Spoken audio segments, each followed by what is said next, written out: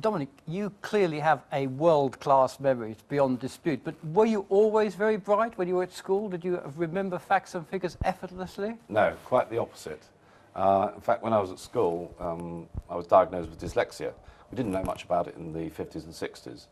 But the problem I had was I had a runaway imagination, and one theory is that I had a knock to the head as a baby. In fact, I was carried off by a train.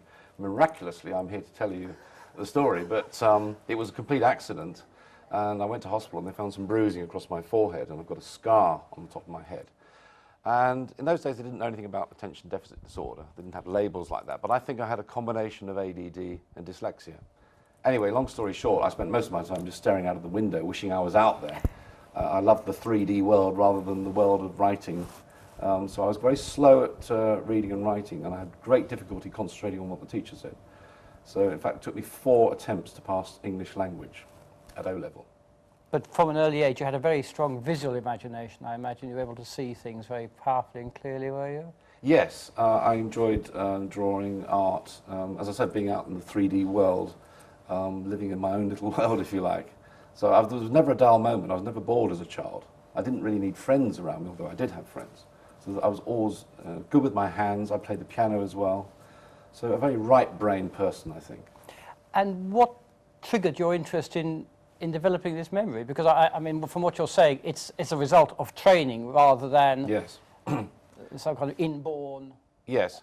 Well, it wasn't until 1987, when I was age 30, that I saw this amazing chap called Creighton Carvello. He's a psychiatric nurse.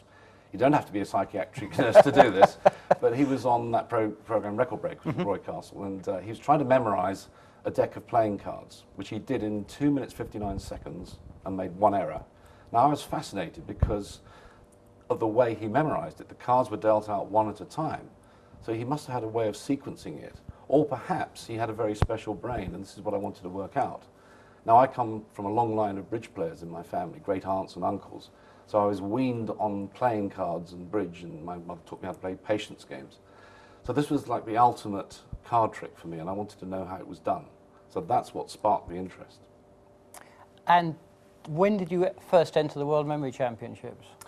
I was invited by Tony Bazan to enter in 1991. And at that point, I'd been training my memory for about 4 years, and I'd already got into the Guinness Book of Records. In fact, I thought about setting up my own memory competition, and then Tony came along, saved me all the trouble, and I was one of 7 competitors, and fortunately, I won it. And what sort of things do you have to do to be a winner? A winner 8 times in your case? Well, you have to memorize things like a 2,000-digit number. You have 1 hour to look at it. You have about 4,000 binary digits, you know, 1s and 0s to memorize in sequence. 200 words to memorize in 15 minutes. So there are marathon events, which are mainly number-based, or cards even, like we have 25 decks of playing cards to memorize in an hour. And they have shorter ones, sprint events, like memorizing numbers very quickly. And historic dates, which are fictitious. So it's 3 days, and there are 10 events. It's the person who can memorize the most with the least errors gets the title. And do people come from all over the world to take part in this? They do. We have national champions. In fact, I went to China last year to help Tony set up the first national memory championships there, and the standard was very high. So yes, we got champions from Germany, Austria, China, the United States, Turkey, South Africa. It goes on and on and on. There are many countries. So it's a growing sport, and it's a very good sport as well. The Olympics, you think? It could be, yeah, why not? Yeah, they tried to get chess in, didn't they? So it's a mind sport, so we have ment-athletes, we call them. Oh, ment-athletes, yeah. That's a good term. That's a very, very good term indeed. And how much training? You know, athletes in the Olympics obviously train continually. Do you have to train continually? Do you have to practice continually? I have to train more and more and more each year because the standard keeps going up and up and up. Now, when I first won the memory championships in 1991, I took a week off work. I was working at Stansted Airport there, and that was enough to win it. The last time I entered, I had to take off 2 months' work to study. So when I mean study, it's preparing journeys in my brain. This is how I use the old Greek method called loci.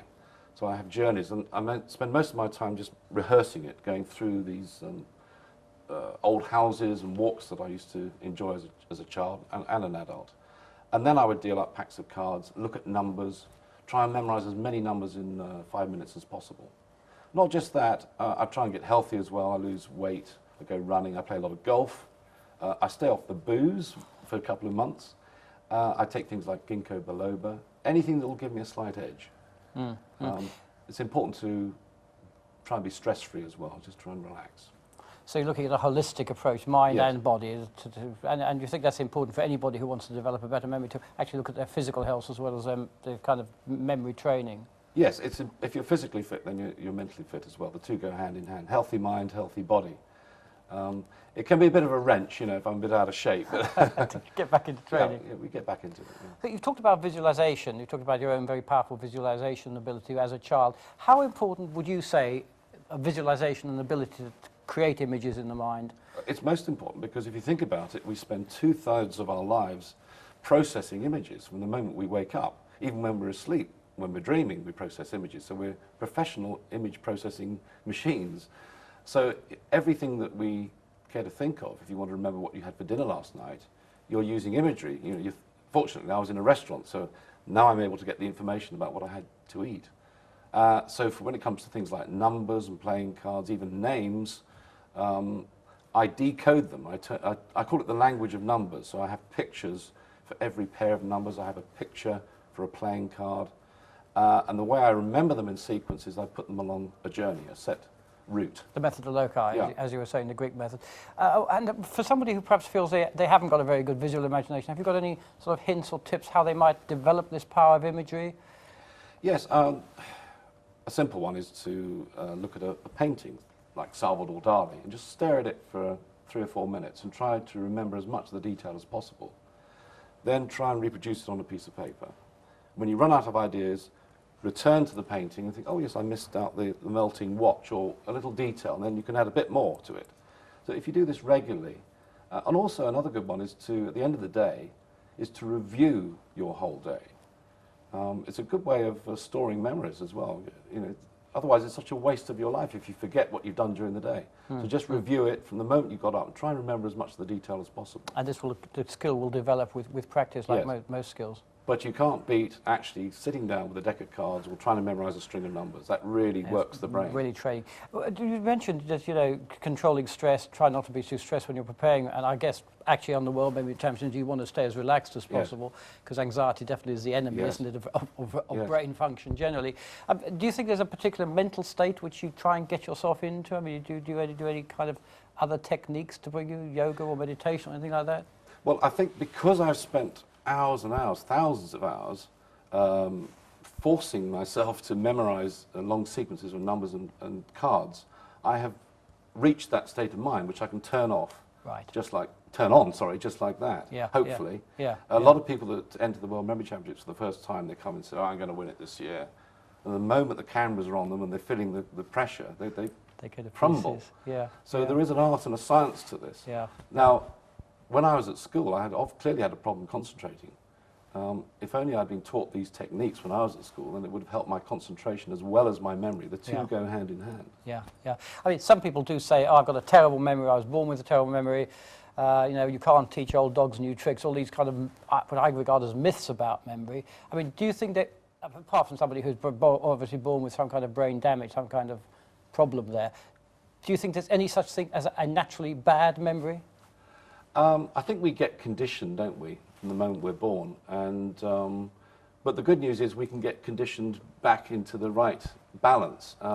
So I think it is a case of use it or lose it. Meditation is good as well. So if your brain is cluttered, if you're stressed, if you're producing too much beta, you know a lot about that. Yeah, yeah.